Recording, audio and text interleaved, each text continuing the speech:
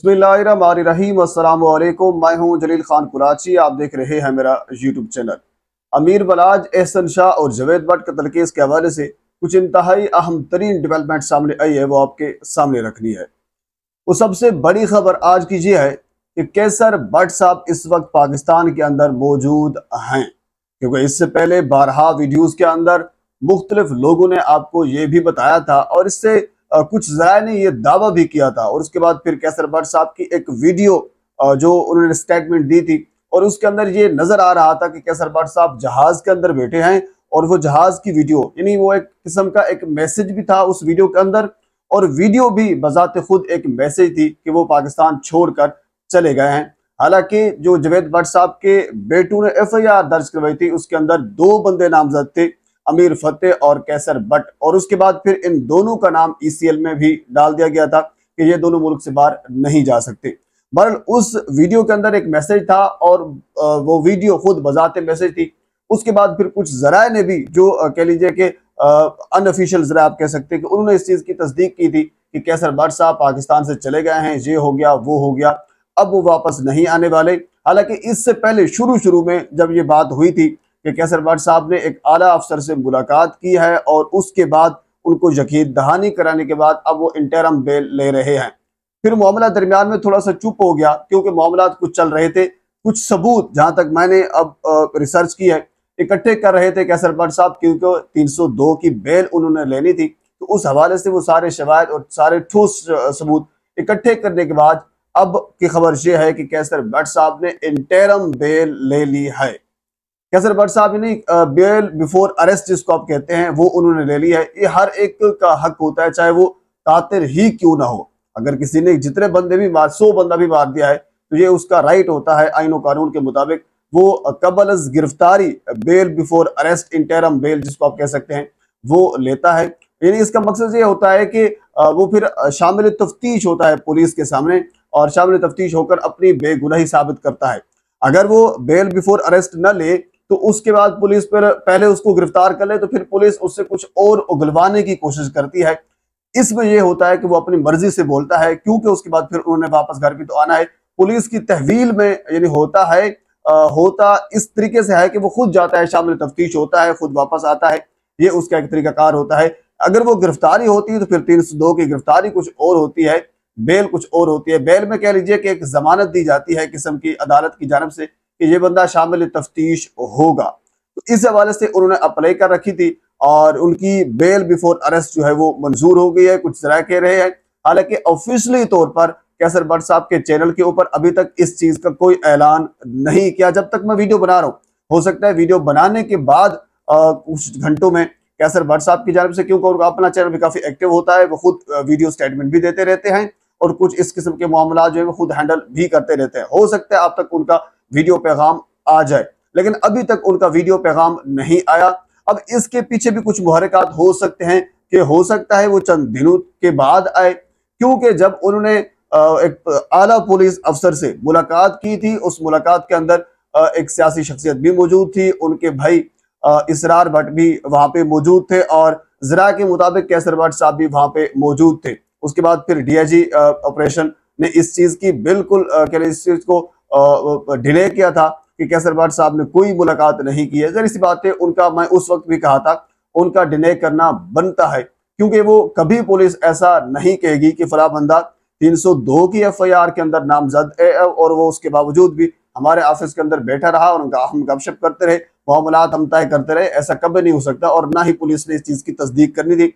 Police से तवक्को यही थी, पुलिस ने यह कहा कि नहीं उनकी कोई मुलाकात नहीं हुई, लेकिन उनकी मुलाकात हुई थी हमारे ज़राए के मुताबिक और उसके अंदर यही डिस्कस किया गया था। उन्हें यह कहा था कि मैं बिल्कुल बेगुनाह हूं, मैं शामिल तफ्तीश होना चाहता हूं और जहरी सी बात, फिर शामिल तफ्तीश होने के लिए गारंटी ली जाती है। जो इस किस्म के लोग हैं, जो खानदानी दुश्मनी रखने वाले लोग हैं, उनका गारंटी के साथ पेश होना एक अहम तरीन चीज होती है। इसके साथ अब आगे आने वाली खबर यह है कि अमीर फतेह भी अनकरीब इंटरम बेल लेकर, क्योंकि दो बंदे नामजद थे, कैसर भट्ट साहब थे, दूसरे अमीर फतेह थे। अब कैसर भट्ट के बाद अमीर फतेह भी इंटरम बेल लेकर शामिल तफ्तीश होंगे। उनका यह दावा है कि वो इस केस के अंदर कोई इन्वॉल्वमेंट उनकी नहीं है जावेद भट्ट साहब की कत्ल में। आरिफ इसका मरकजी किरदार था और आरिफ का ताल्लुक अमीर बलाज से था। अमीर बलाज से एक पुराना उनका दोस्ती का ताल्लुक भी रहा, वो जेल के अंदर उनके साथ भी रहा वगैरह वगैरह, एक पूरे की तारीख जोड़ लेते हैं। लेकिन वो ये कहते हैं कि हमारा इस केस से कोई ताल्लुक नहीं है, अमीर फतेह और कैसर भट्ट साहब शामिल तफ्तीश, क्योंकि कैसर भट्ट साहब हो गए और अमीर फतेह अनकरीब शामिल तफ्तीश होंगे। उसके बाद अगला नंबर जो अमीर मसहब का है, हालांकि अमीर मसहब जो ये मेंटेलिटी है वो सिर्फ यही कहती है कि अमीर मसहब भी पेश होगा, लेकिन वो इन दोनों के क्लियर होने के बाद। अब अगली खबर इंतहाई अहम है। वो अहम खबर ये है कि शाहिद चौधरी साहब हमारे एक क्राइम रिपोर्टर हैं और पुराने कह लीजिए कि इन तमाम तर चीजों से वाकिफ हैं, बड़ा अच्छा नाम है। उन्होंने एक दावा किया है कि जिस वजह से अमीर बलाज मारा गया था, उनका कत्ल हुआ था, टीफी भट्ट साहब को, मैं हालांकि गुज़श्ता चंद एक वीडियोस के अंदर ये चीज जिक्र भी कर चुका हूं, लेकिन आज जिक्र करने का मकसद ये है कि पहले मैं सरसरी जिक्र की है, आज मैं तफसील के साथ आपको बताता हूं कि उस ऑडियो के अंदर क्या थी जिस ऑडियो की वजह से अमीर बलाज का कत्ल हुआ और वो ऑडियो किसने भेजी। ये ऑडियो तकरीबन कोई 8 मिनट्स की थी और ये निजी गुफ्तगू थी। मिसाल के तौर पर हम आपस में सारे बैठे हैं और गुफ्तगू कर रहे हैं, जिस तरह घर के अंदर महफिल के अंदर दोस्तों की महफिल के अंदर एक गुफ्तगू होती है, उसमें बंदा बहुत कुछ कर जाता है और हालांकि वो रियलिटी से काफी दूर भी होता है। बंदा कहता है यार मैं ये कर दूंगा, मैं वो कर दूंगा। अब मिसाल के तौर पर एक बंदा कहता है यार मैं पराठो ले लूंगा, इसका मतलब ये थोड़ी होता कि कल जाकर वो पराठो ले लेगा। उसकी एक मेंटेलिटी होती है या उसकी ख्वाहिश होती है, या वैसे कह लीजिए कि एक शापर लगा रहा होता है, आप वो जिस तरह पंजाबी में कहते हैं। इस किस्म की एक निजी गुफ्तगू हो रही थी जो 8 मिनट की रिकॉर्डिंग की गई एहसन शाह की जानिब से। उस 8 मिनट की रिकॉर्डिंग के अंदर बलाज ये कहता है कि मैं लॉन्चर मारकर तीफी भट्ट का घर उड़ा के रख दूंगा, मैं उनके बच्चे मार दूंगा, मैं ये कर दूंगा, मैं वो कर दूंगा, जिस तरह वो एक अंदाज होता है एक निजी महफिल का, उसके अंदर वो ये बात सब कुछ कर रहा था। जब ये 8 मिनट की ऑडियो टीफी भट्ट को भेजी, टीफी भट्ट साहब ने ये सारी ऑडियो सुनी और सुनने के बाद फिर उन्होंने ये फैसला किया कि अब अमीर बलाज को रास्ते से हटाया जाएगा और उसके बाद फिर उन्होंने रास्ते से हटाया, यानी वजह वो ऑडियो बनी। उसके बाद फिर राय की जिसने की 109 एहसन शाह के ऊपर आया, इल्जाम लगा कि उन्होंने पैसे पूसे लिए, वो सारी चीज अपनी जगह पे दुरुस्त होगी, लेकिन शुरू से ही बुनियाद एहसन शाह इस केस की, इस कत्ल की बना, क्योंकि इसकी बाकायदा ऑडियो मौजूद हो टीफी भट्ट साहब के पास और उन्होंने ऑडियो, कुछ जराए जो हैं उनको वो ऑडियो दी भी है जिसके अंदर अमीर बलाज ये सारी प्लानिंग कर रहा है। अब एहसन शाह ने ये सारा मामला क्यों किया था? एहसन शाह ने ये मामला इस वजह से किया था, जो जराए बता रहे हैं, क्योंकि बलाज एक तगड़े खानदान का ताल्लुक है और एहसन शाह जो है वो एक छोटे खानदान से उनका ताल्लुक था और उन्होंने बलाज को मुख्तलिफ नशों के ऊपर लगा दिया और डांस पार्टी और इस किस्म के मामलात के अंदर दिन ब दिन बलाज घुसता जा रहा था।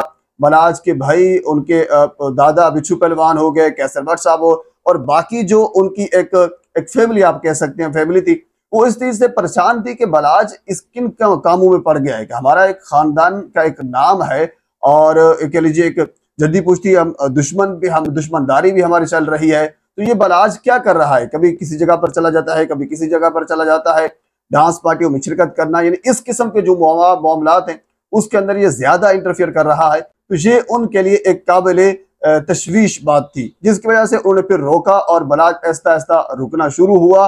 और आपको याद होगा वो सुना था कि बलाज ने, यानी बलाज के दौर में एहसन शाह की जब तलाशी ली गई तो फिर उन्होंने कैसर भट्ट साहब को फोन किया कि अब मेरी तलाशी ली जा रही है। इस किस्म के जब मामलात, यानी बलाज जब पीछे हटना शुरू हुआ और एहसन शाह को इस चीज का बहुत बुरा लगा और फिर उन्होंने वो ऑडियो बनाकर वो आगे भेजी और वहां से फिर मामला आगे बढ़ा और फिर बलाज का कत्ल हुआ और उसकी सारी प्लानिंग एहसन शाह के ऊपर आई। तो ये अब मामला चल रहे हैं। कैसर भट्ट साहब ने इंटरम बेल ले ली है, अगली बेल जो है वो अमीर फतेह ने लेनी है मेरे जरा के मुताबिक। बहरहाल इस केस के अंदर जो डेवलपमेंट मजीद सामने आएगी मैं आपके साथ जरूर शेयर करूंगा। एक मरतबा आपसे गुजारिश है मेरे चैनल को सब्सक्राइब कर दें ताकि आने वाली हर इंफॉर्मेटिव वीडियो आप तक पहुंच सके। अल्लाह हाफ़िज़।